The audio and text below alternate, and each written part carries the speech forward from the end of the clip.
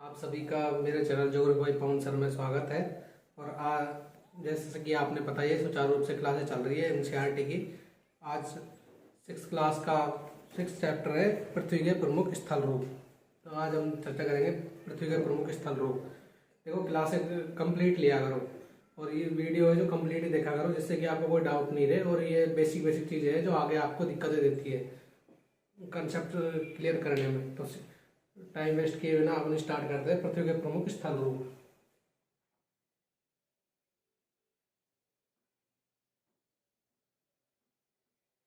पृथ्वी के प्रमुख स्थल रूप।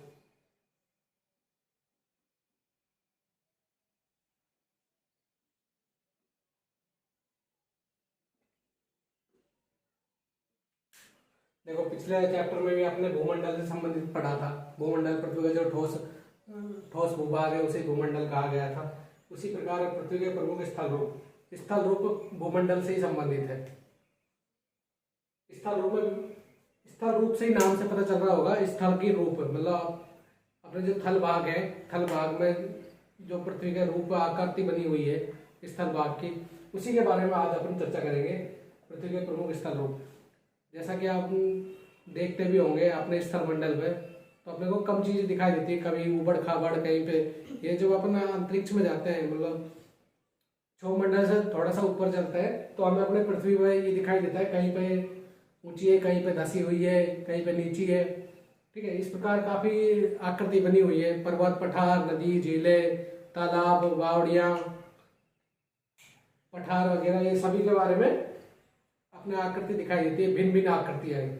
तो आज हम स्थल रूप के बारे में बात करेंगे। ठीक है,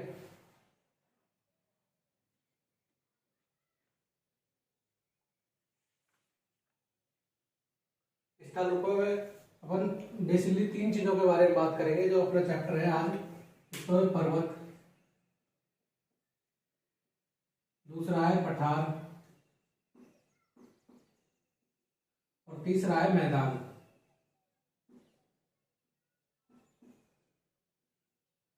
तीसरा है मैदान। पृथ्वी के जो प्रमुख पृथ्वी के जो स्थल रूप है, स्थल रूपों में ये 3 ही बिंदु आते हैं, पर्वत, पठार, मैदान। जो अपनी कक्षा 6 की एनसीईआरटी है उसमें यही इन्हीं 3 बिंदु को ऊपर फोकस किया गया है, पर्वत, पठार, मैदान। तो हम इनके बारे में एक एक के बारे में चर्चा करें, विस्तृत जानकारी प्राप्त करेंगे। पर्वत, पठार, ठीक है। इससे पहले ये बता दें कि जो अपनी पृथ्वी है,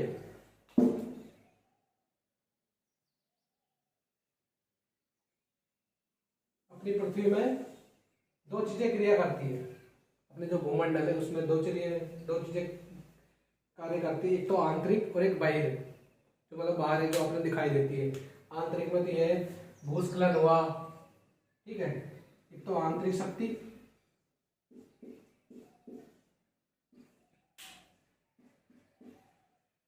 ठीक है, और एक होगी बाह्य शक्ति।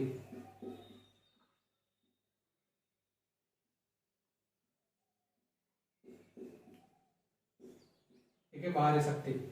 अपने भूमंडल में दो शक्तियां काम करती है, एक आंतरिक शक्ति, एक बाह्य शक्ति।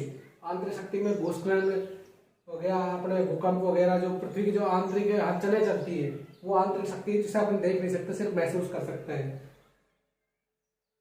अपनी प्रकृति में, अपने भूमंडल में कहीं पे चट्टानों का अपरदन हो रहा है, तो कहीं पे ही उनका उद्भव हो रहा है, उत्पन्न हो रहा है।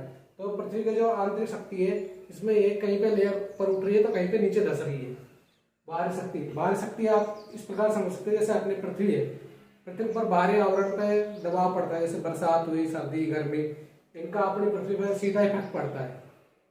सीधा इफेक्ट पड़ता है जिस प्रकार जैसे बर्फ, वायु, जल, ठीक है। जल में हिमानी आ गई, बर्फ, हिमानी, ये तीनों बेसिकली एक अपरदन का कार्य करता है, जो बाहरी शक्ति के रूप में है। वायु के कारण जो अपनी पृथ्वी है उसमें चट्टानों में दरार आना, वहां पे रेत के कणों को दूर करना, जल के द्वारा कटाव करना, हिमानी के द्वारा स्खलन होना, पृथ्वी के जो ऊंची ऊंची चट्टानें हैं उनका स्खलन हो जाता है, अंदर भ्रंश के रूप में धसाव हो जाता है। ठीक है, तो पृथ्वी के जो दो शक्तियां काम करती है, एक तो आंतरिक शक्ति, एक बाह्य शक्ति, वायु, जल और हिमानी। ठीक है, अब इनके ऊपर तीन बिंदुओं के ऊपर फोकस डालेंगे, पर्वत, पठार और मैदान। आपने ये इसी चैप्टर में एक डायग्राम बना हुआ है जिसमें काफी चीजों का वर्णन किया गया है। ठीक है, इसमें झीलों के बारे में भी लिखा गया है, झीलों के बारे में, पठार के बारे में भी बताया गया है। ठीक है, पठार इस प्रकार से होते हैं। ठीक है, पठार हुआ, मैदान हुए,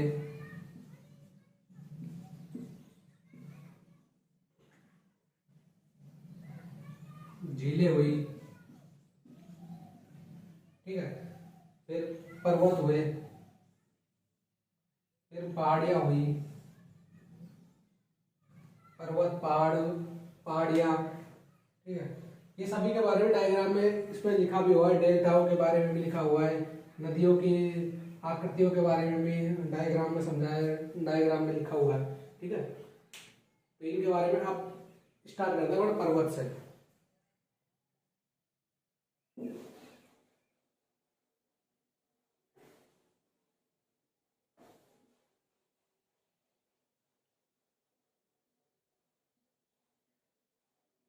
पहला बिंदु है अपना पर्वत।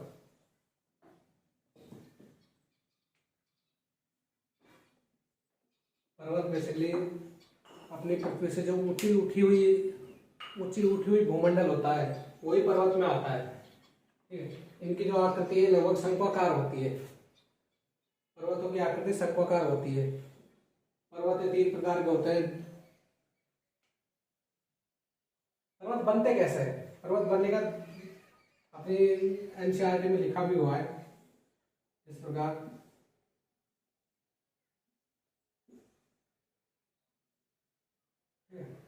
ये मतलब दो चट्टाने हैं, ये दो चट्टाने, ये दोनों ऊपर उठी हुई है और ये नीचे धस गई। ठीक है, तो यह ब्रंश के रूप में इनका जो ऊंचा उठाव है, ये तो है क्लाच। ठीक है, ऐसा भ्रंशों का उठाव होता है।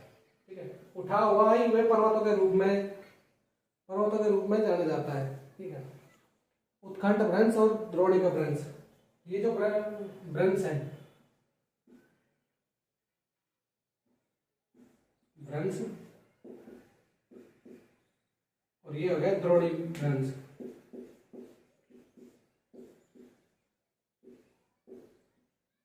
द्रोणी भ्रंश, इन्हें भ्रंश का मतलब होता है कि जो अपनी भूमि है उसमें जो खिंचाव पैदा होता है, उससे जो स्थल मंडल का ऊपर उठता है, उत्कंठ द्रोणी में ऊपर की ओर उठता है, द्रोणी भ्रंश में नीचे की ओर धंसता है। इसी से ही एक पर्वत के रूप में आकृति बनती है। ठीक है, अब पर्वतों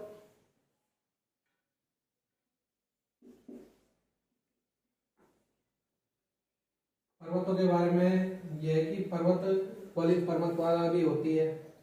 ठीक है, अब इसमें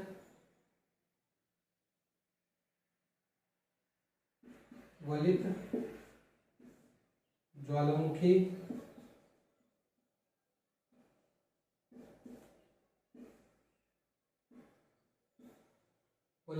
ज्वालामुखी, ठीक है, और एक है ब्रह्मस्रोत पर्वत।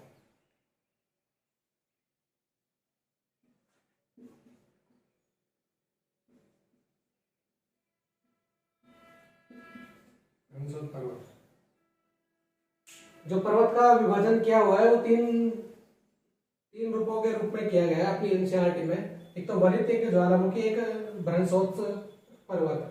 वलित का ऐसा होता है कि जो अपनी चट्टाने हैं वो इस प्रकार की आकृति होती है, एक गोलाकार के रूप में ऊबड़ खाबड़ क्षेत्र होता है, और ऊबड़ खाबड़ क्षेत्र होता है जो ऊंचा उठा हुआ भाग होता है, यही वलित पर्वतमाला। इसमें एक लेयर बनी होती है काफी।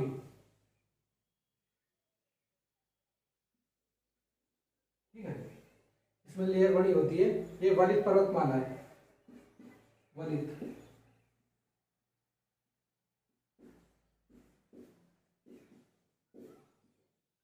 पर्वतमाला, पर्वत की जो पहली डेफिनेशन आती है वह थे भूमंडल से, किसी भूमंडल से, समतल क्षेत्र से ऊंचा उठा हुआ भूभाग जो पर्वत की श्रेणी में आता है।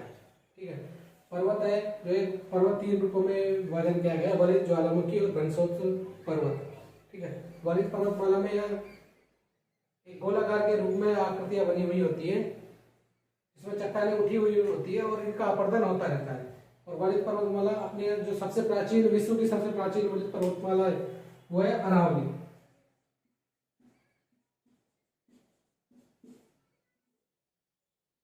विश्व की सबसे प्राचीन पर्वतमाला, विश्व की जो सबसे प्राचीन पर्वतमाला है वो अरावली पर्वतमाला है। ठीक है, सबसे प्राचीन पर्वतमाला अरावली है जो अपने इंडिया में है। इंडिया में राजस्थान और गुजरात के राज्यों में है। ठीक है, और वलित पर्वतमाला में आल्पस आल्पस पर्वतमाला भी है। ठीक है, आल्पस, हिमालय,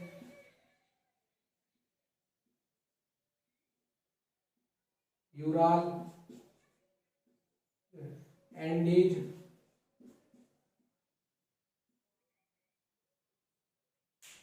देखो एंडीज का कल भी आया था। एंडीज अपने दक्षिणी अमेरिका में जो सबसे बड़ी पर्वतमाला के रूप में जाना जाता है, एंडीज पर्वतमाला है। ठीक है, जो आल्पस पर्वतमाला है यूरोप में, हिमालय अपने एशिया महाद्वीप में, यूराल एशिया और महाद्वीप को जो अलग करने वाला है अरावली। ये चारों जो पर्वतमाला है, ये चारों पर्वतमाला है वलित पर्वतमाला है। वलित पर्वतमाला से आशय है कि यहाँ पे अपरदन कंटिन्यू हुआ है और अरावली का सबसे ज्यादा अपरदन हुआ है। जो पर्वत है इसमें एक परिभाषा और दी गई है पर्वतों के बारे में कि इनका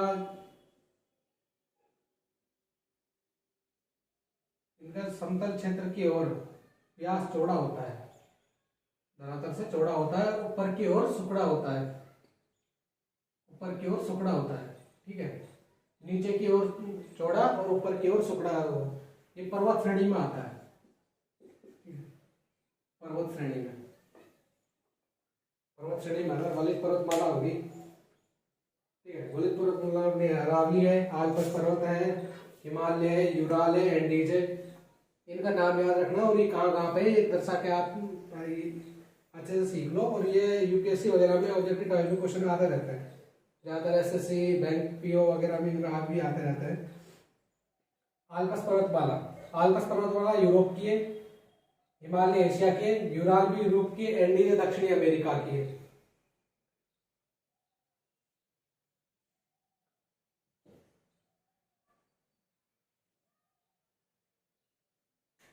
जब कोई पर्वत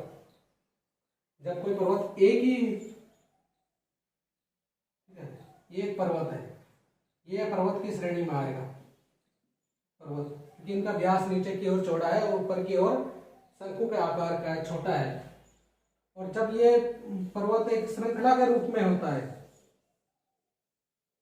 ठीक है, जब ये एक श्रृंखला के रूप में होता है तो ये पर्वत श्रृंखला कहलाती है। ठीक है,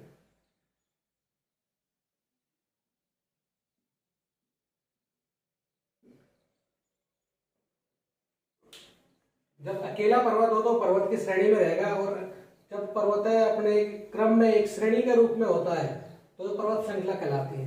ठीक है, अब अगले पे चलते हैं अपन। वलित तो हो गया ज्वालामुखी पर्वतमाला। ठीक है,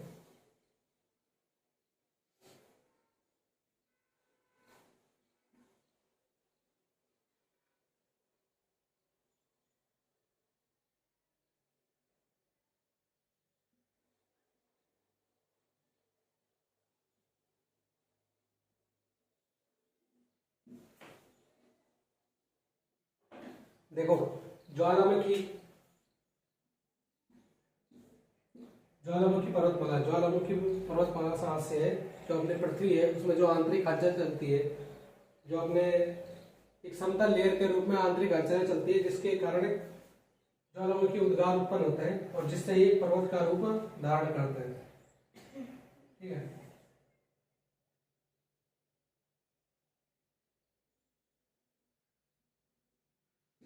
लावा के रूप में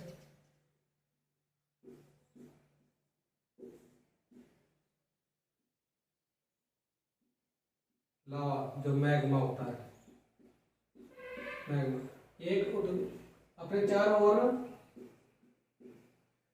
ओर पृथ्वी के जो अपने क्षेत्र में है जहाँ पे ज्वालामुखी का विस्फोट होता है, वह अपने चारों ओर एक लेयर के रूप में लावा मैग्मा का विस्तार कर देता है, यहाँ पे फैला देता है। जो फैला देता है वो ठंडा होने के बाद, जमने के बाद एक पर्वत का रूप धारण कर लेता है, जिसे ही ज्वालामुखी पर्वतमाला कहते हैं। ज्वालामुखी पर्वतमाला के दोबारा समझ लो, जहाँ पे ज्वालामुखी का विस्फोट होता है, जो आंतरिक हलचलों के कारण पृथ्वी का आंतरिक जो मैग्मा लावा के रूप में बाहर निकलता है, तो उनके चारों ओर, उस भूमंडल के चारों ओर फैल जाता है, और फैलने के बाद, ये ठंडा होने के बाद एक पर्वत की आकृति के रूप में आकार ले लेता है, जिसे ज्वालामुखी पर्वतमाला कहते हैं। ठीक है, अब बात करते हैं भ्रंशोत पर्वत। भ्रंशोत पर्वत ये होता है किसी पर्वत का अपरदन के द्वारा या स्खलन के द्वारा, भूस्खलन के द्वारा जब इनका टूटना हो जाता है, ठीक है, और एक लेयर के रूप में ऊपर उठती है, ऐसा समझ लो। दो पर्वत है, ये पर्वत है, पर्वत का जो बीच का हिस्सा है वो नीचे की ओर धस जाता है, ऊपर की ओर भ्रंश के रूप में ये उभर के आ जाता है। जैसे किसी भी भूमंडल का एक हिस्सा नीचे की ओर धस गया और एक ऊपर रह गया, या फिर एक नीचे की ओर झुकने की वजह से एक आकृति के रूप में ऊपर उठ जाता है। भ्रंश प्लेट के रूप में भी इनका सिद्धांत चलता है, उस हिसाब से ये भ्रंशोत पर्वतमाला है। ठीक है, पर्वतों के बारे में एक परिभाषा और दी गई है तुम्हारे,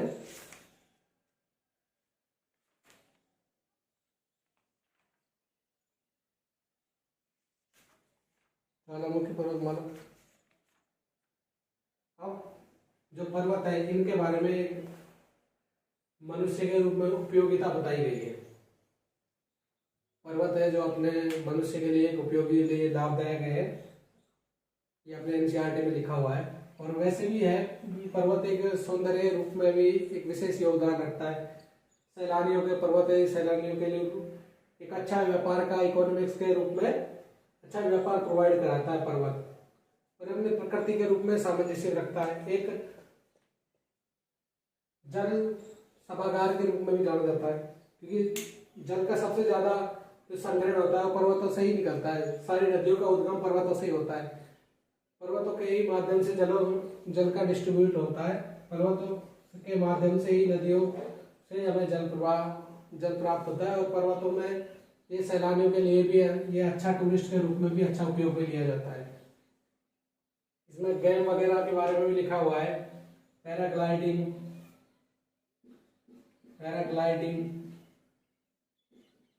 ठीक है, पैराग्लाइडिंग, रिवर का भी लिखा हुआ है।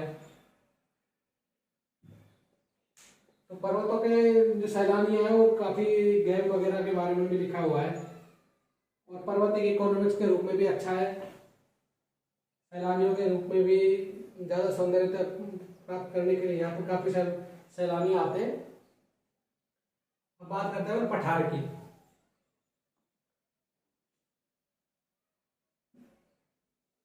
पर्वत तो हो गया है, वलित पर्वत जो 3 रूपों में बांटे गए हैं, एक तो वलित, एक ज्वालामुखी, एक भ्रंशोत पर्वत। वलित में एक लेयर के रूप में होता है जिसका अपरदन सर्वाधिक रूप में हो रहा है आज के टाइम में। अपने अरावली विश्व की सबसे प्राचीन वलित पर्वतमाला है। यूराल भी, आल्प्स भी, एंडीज भी, ठीक है। ज्वालामुखी जो डेल्टा के माध्यम से बाहर निकलता है, लावा वगैरह, और जो उसके चारों ओर आवरण के रूप में फैल जाता है, और फैलने के बाद एक ठंडा होने के बाद जम जाता है जो आवरण, उस ज्वालामुखी के रूप में एक पर्वत के रूप में आकृति प्राप्त कर लेता है। ठीक है, भ्रंशोत एक भूभाग नीचे की ओर धंसना, एक ऊपर की ओर उठ जाना, इससे पर्वत का निर्माण होता है। ये भ्रंशोत पर्वत। ठीक है, अब चलते हैं पठार पर।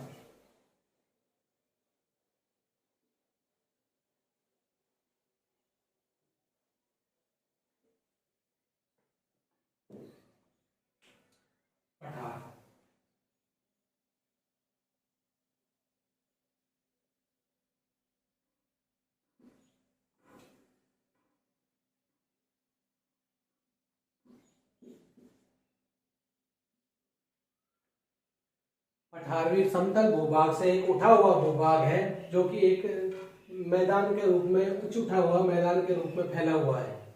ठीक है, इसकी जो हाइट है, जो लेंथ है 200 मीटर से 4000 से 6000 मीटर तक हो सकती है। ठीक है, समुद्र तल से 4000 से 6000 समुद्र तल से, मध्य से, समुद्र तल के मध्य से 4000 से 6000 मीटर होती है, हो सकती है। पठार है जो भूमंडल से एक ऊंचा उठा हुआ भूभाग है और एक ऊपर एक समतल के रूप में, समतल एक मैदान के रूप में है और ये पठार की श्रेणी में आता है। ठीक है, पठार के बारे में यही लिखा गया है। पठार की उपयोगिता के बारे में बताया गया है कि पठार मनुष्य के लिए सबसे सर्वाधिक उपयोगिता है, क्योंकि पठार में सबसे ज्यादा खनिज है, सर्वाधिक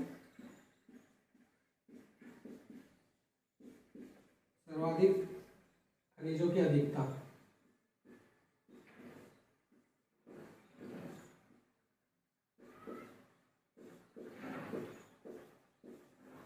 सर्वाधिक खनिजों की अधिकता, सर्वाधिक मैदानों की अधिकता, मिट्टी की उपजाऊता।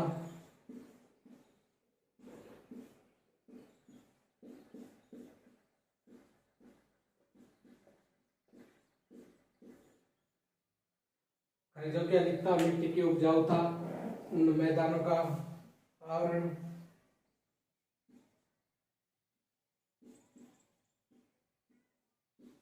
मैदान के रूप में कृषि की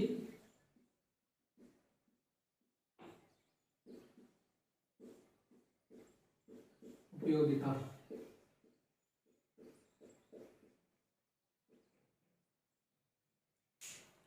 बात की है पठार की। पठार है जो भूमंडल से ऊंचा उठा हुआ भूभाग है जो एक समतल मैदान के रूप में है। सबसे जो इसकी जो ऊंचाई है समुद्र के मध्य से लगभग 4000 से 6000 मीटर तक की ऊंचाई हो सकती है। ठीक है, पठार जो सबसे, पठारों की उपयोगिता है, सर्वाधिक खनिजों की अधिकता होती है। सर्वाधिक अपने इंडिया में जो पठारों में सर्वाधिक खनिज की अधिकता मिलती है। तो सर्वाधिक खनिजों की अधिकता रहेगी तो व्यापार क्षेत्र के रूप में स्ट्रॉन्ग होगा, इकोनॉमी के रूप में एक अच्छा विकल्प के रूप में उपलब्ध होगा। एक मिट्टी की उपजाऊता, इसमें मिट्टी की उपजाऊता होती है। ठीक है, मिट्टी की उपजाऊता होगी तो कृषि मनुष्य के लिए कृषि का क्षेत्र प्रदान करेगा। ठीक है, और नदियों का बहाव है, क्योंकि यही पठारी वही क्षेत्र है जिससे कि पर्वतों से जो नदियां निकलती है वो सीधी पर्वतों से जो नदियां निकलती है वो सारी पठारों में ही आती है। ठीक है, पठारों में ही अपना डेल्टा छोड़ती है। ठीक है, और यहीं पे ही उपजाऊता भी, मिट्टी की जो उपजाऊता है पठार में के रूप में बनती है। ठीक है, मैं जिसे निक्षेपण के रूप में भी जाना जाता है। सबसे प्राचीन जो पठार है वो है तिब्बत का पठार।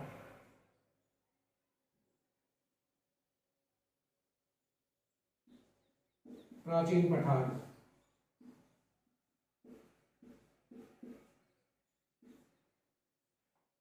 तिब्बत का पठार।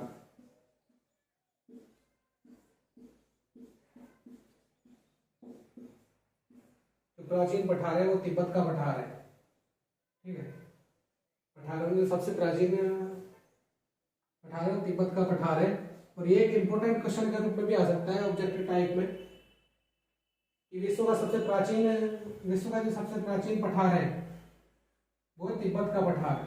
ठीक है, तिब्बत का पठार है और सबसे प्राचीन पठार है।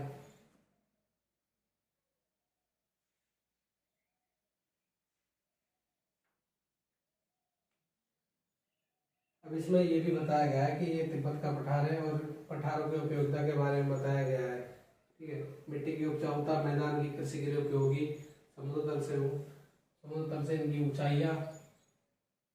ठीक है, अपने इंडिया में छोटा नागपुर में खनिजों की अधिकता मिलती है, पठार है। दक्कन का पठार है, तिब्बत का पठार सबसे प्राचीन पठारों में आता है। ठीक है, मनुष्य के लिए उपयोगिता होगी।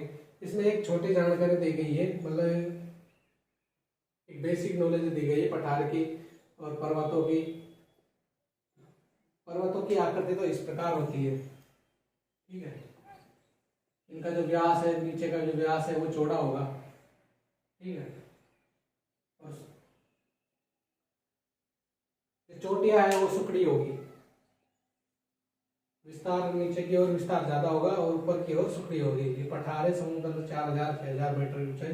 प्राचीन पठार है, तिब्बत का पठार है, सर्वाधिक खनिजों का दिखता है, मिट्टी की उपजाऊता है, मैदान के रूप में कृषि की उपयोगिता है। अब बात करते हैं मैदान की, ठीक है। मैदान अपने मनुष्य मानव के लिए सबसे इम्पोर्टेंट जो है वो मैदान है, क्योंकि कृषि के लिए सर्वाधिक जो उपजाऊता है मैदानों में, कृषि मैदानों के ऊपर ही निर्भर है। और मनुष्य सर्वाधिक जनसंख्या निवास करती है मैदानों में।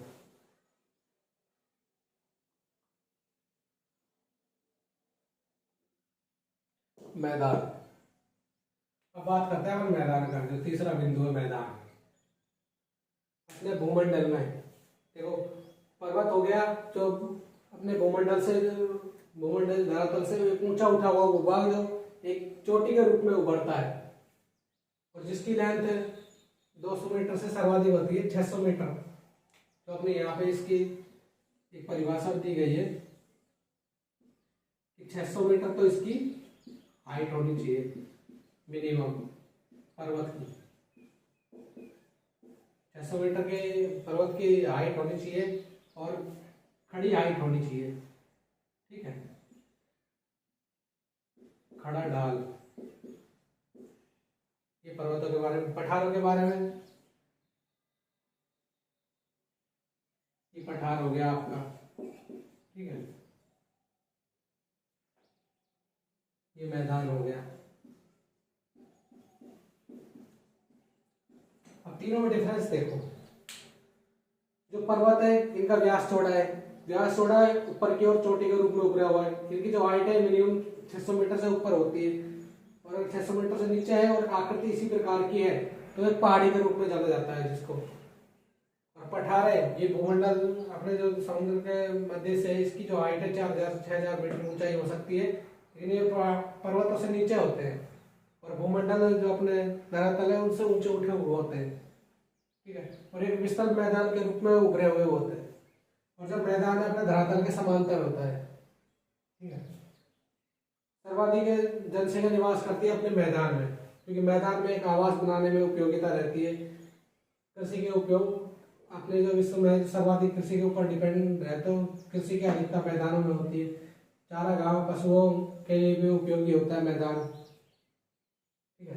पर्वत, पठार और मैदान, इनके बारे में छोटी छोटी जानकारी दी गई है। इसमें कई पॉइंट भी दिए गए जो मैंने आपको बता दिए गए, ठीक है। पृथ्वी के प्रमुख स्थल रूपों के बारे में। और जो लास्ट में है,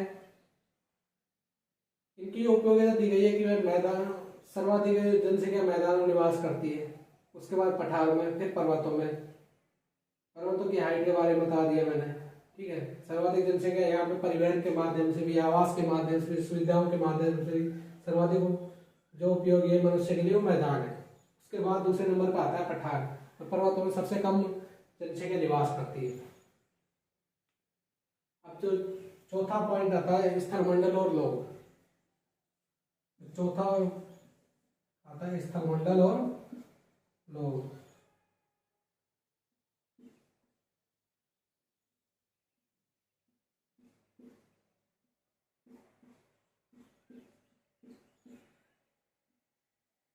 तीन ये चौथा पॉइंट है, ठीक है। स्थलमंडल और लोग। स्थलमंडल लोग ये है कि जो अपने स्थलमंडल है, जो धरातल है, उसमें मनुष्य की उपयोगिता के बारे में बताया गया है कि मनुष्य के लिए उपयोगी है। यहाँ पे निवास स्थान, निवास, आजीविका के लिए भी उपयोगी है, सुविधाओं के लिए भी उपयोगी है। उन्हीं के बारे में वर्णन किया गया है स्थलमंडल और लोग।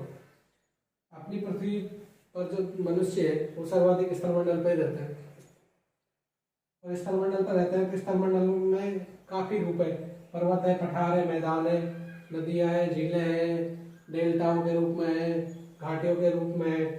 एक घाटियों के रूप में, घाटी किसे कहते हैं, देखो जैसे ये कोई पर्वत है और ये भी पर्वत है, ठीक है, यही पर्वत है। इनके जो मध्य से जो एक सकड़ा रास्ता के रूप में निकलता है, सकड़े रास्तों में घाटियों के रूप में, जो नदियों नदियों का प्रवाह क्षेत्र भी होता है, वो घाटियों के रूप में जाना जाता है। ये जो क्षेत्र है वो घाटी के रूप में जाना जाता है। घाटी, तंग, दर्रा, दर्रा, जो दर्रा होता है, तंग, दर्रा, घाटी, लगभग इन्हीं के रूप में बोला गया है। स्थल मंडल पर जो मनुष्य निवास करता है, भूमंडल, जो भूमंडल में दो शक्तियां काम करती है, एक आंतरिक, बाहरी, जिसके बारे में बता दिया। आंतरिक में तो पृथ्वी की जो आंतरिक हलचलें हैं उन्हीं के ऊपर डिपेंड होती है। जो बाहरी शक्ति होती है, जो वर्षा, गर्मी, ताप, इन सभी का फैक्टर काम करता है स्थलमंडल में रहो। बस इतना ही है इसकी टॉपिक में। और मुझे आशा है कि आपको ये अच्छे समझ में आ गया होगा। और फिर भी कोई दिक्कत है, कोई टॉपिक, कोई बिंदु अच्छे समझ में नहीं आ रहा है, तो आप कमेंट बॉक्स में कर देना, मैं और आपको एक विश्लेषण के रूप में बता दूंगा। और ये क्लास को कंटिन्यू लेते रहो। ये बेसिक नॉलेज की जानकारी है और इन्हीं के ऊपर भूगोल टिका हुआ है। आप 6th क्लास के बाद 7वीं, 8वीं, 9वीं, 10वीं, 11वीं, 12वीं, ग्रेजुएशन, पोस्ट ग्रेजुएशन जो भी आप पढ़ोगे उनमें इन्हीं के बारे में चर्चा की गई है। फिर आप कंफ्यूजन होते रहोगे, सर पठार क्या है, पर्वत क्या है, घाटियां क्या है, तंग क्या है, दर्रा क्या है, मैदान क्या होता है, पर्वत और पहाड़ी में अंतर क्या होता है। फिर आप इन चीजों को कंफ्यूजन में, मैंने देखा है पोस्ट ग्रेजुएशन तक भी लोगों को समझ में नहीं आता कि पर्वत कौन से और पठार कौन से।